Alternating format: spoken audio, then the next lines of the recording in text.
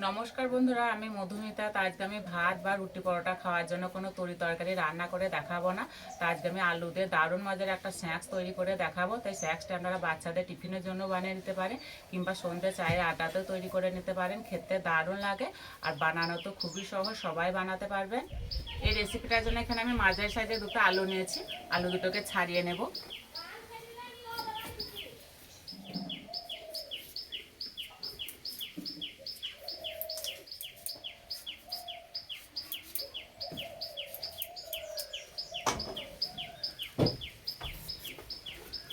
এই স্ন্যাক্সটি বানাতে একদমই সময় লাগে না।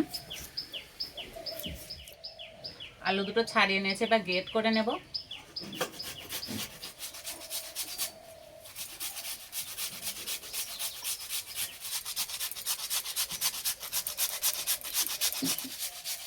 আলু এভাবে একটু গ্রেট করে নিলে না পুরটা খুব তাড়াতাড়ি রেডি হয়ে যায়। গ্রেট করা হয়ে গেছে, এবার 2 থেকে 3 বার জল পাল্টে পরিষ্কার করে ধুয়ে নেব। পরিষ্কার করে ধুয়ে নিয়েছি আর জলে থেকে বেশ করে চিপে চিপে তুলে নিয়েছি। এবার পুরটা রান্না করে নেব। কড়াইয়ে দেবো সর্ষের তেল। তেলে দেবো 5 ফোড়ন শুকনো লঙ্কা,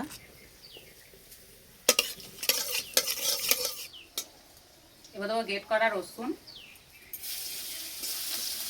গ্রেট করা আদা। আপনারা চাইলে এখানে আদা রসুনটা বেটেও দিতে পারেন, কিন্তু এইভাবে গ্রেট করে দিলে না খেতে দারুণ লাগে। এবার দেবো টমেটো কুচি, এবার দেবো কাঁচা লঙ্কা, এবার দেবো হলুদ গুঁড়ো।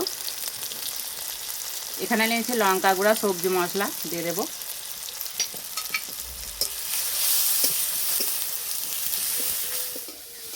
মশলা ভাজা হয়ে গেছে, এবার গ্রেট করা আলু দিয়ে দেবো।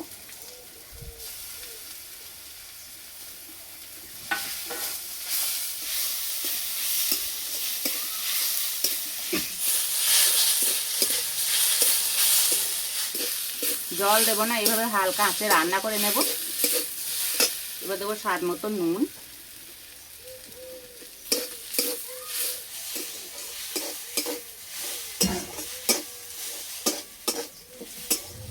এই স্যুপটা রান্না হতে একদমই সময় লাগে না। হয়ে গেছে, এবার নামিয়ে দেব। ভালো করে ঠান্ডা করে নিতে হবে। আজকে আমি স্ন্যাক্সটি গমের আটা দিয়ে বানাবো, আপনারা চাইলে ময়দা দিয়েও বানাতে পারেন। পরিমাণ মতো গমের আটা নিয়ে নেব।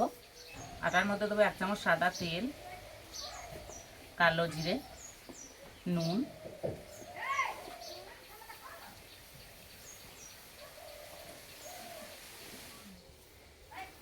ময়ামটা ভালো করে মিশিয়ে নিয়েছি। এবার অল্প অল্প জল দিয়ে মেখে নেব।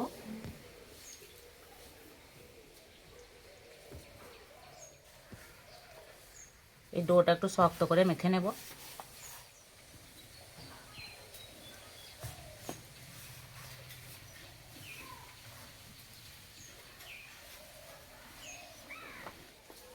একটু সময় ধরে ভালো করে মেখে নিয়েছি, আর রেস্টে রাখার দরকার নেই।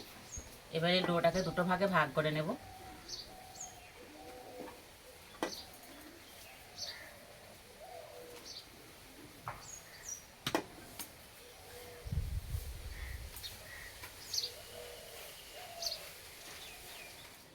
শুকনো আটা ছিটে যতটা সম্ভব হয় পাতলা করে বেলে নেব।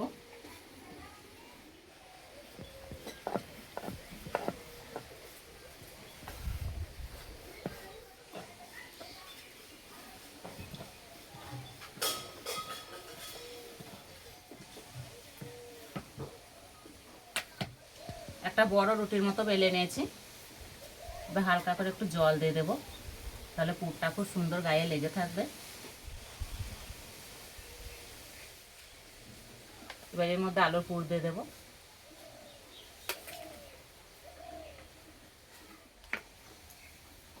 পুরটা একটু বেশি করে দেবো, তাহলে খেতে বেশি ভালো লাগবে।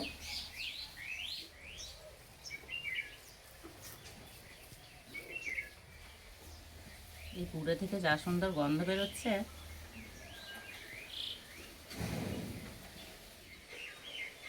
এবার এইভাবে রোল করে নেব।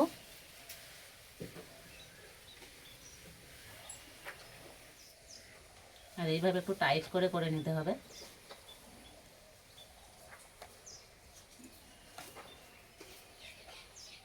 এবার এখান থেকে ছোট ছোট করে কেটে নেব।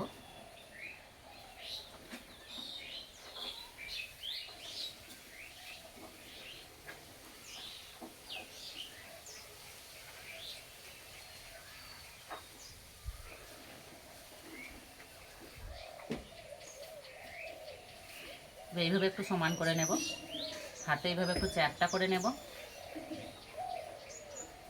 এই যে একটা হয়ে গেল।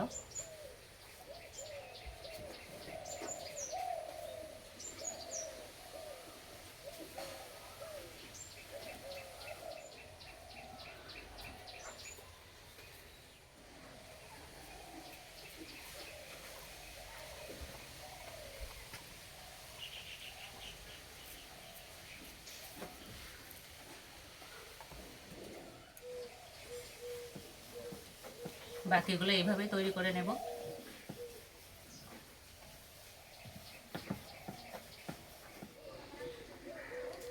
বানাতে একদমই সময় লাগছে না।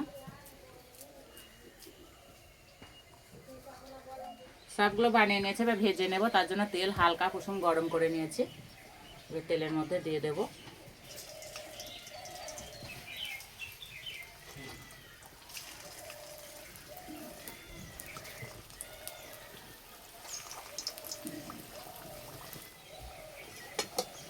তেলে দেওয়ার সঙ্গে সঙ্গে নাড়লে হবে না, ঠিক এইভাবে একটু ধরে নাড়িয়ে দিতে হবে।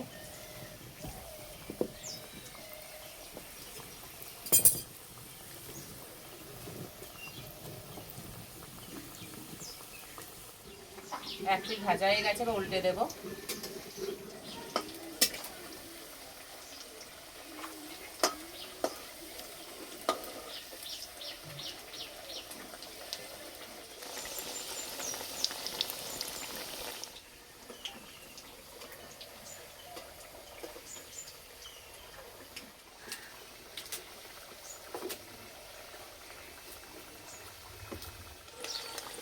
হালকা আছে, একটু সময় ধরে ভালো করে ভেজে নিয়েছি, এবার তুলে নেব।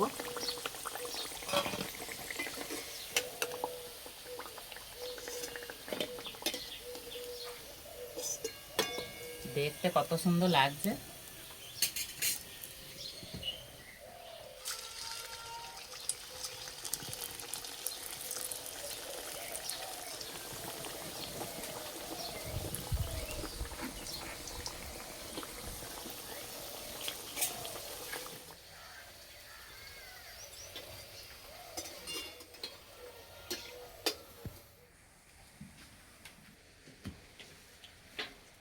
সবগুলো ভেজে নিয়েছি আর খাওয়ার জন্য একদম রেডি হয়ে গেছে।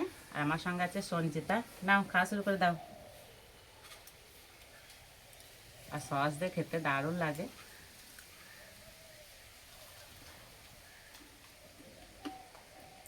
একদম মুচমুচে হয়েছে।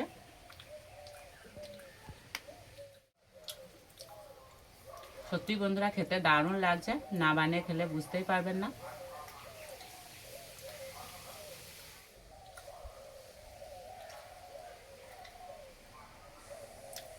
একটা দুটো খেলে মন ভরবে না, খেতে এতটাই ভালো হয়েছে।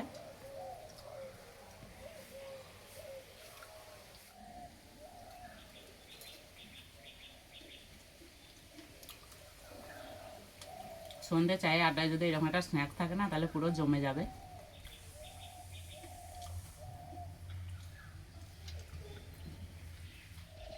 বাড়ির ছোট থেকে বড় সবাই খুবই পছন্দ করবে।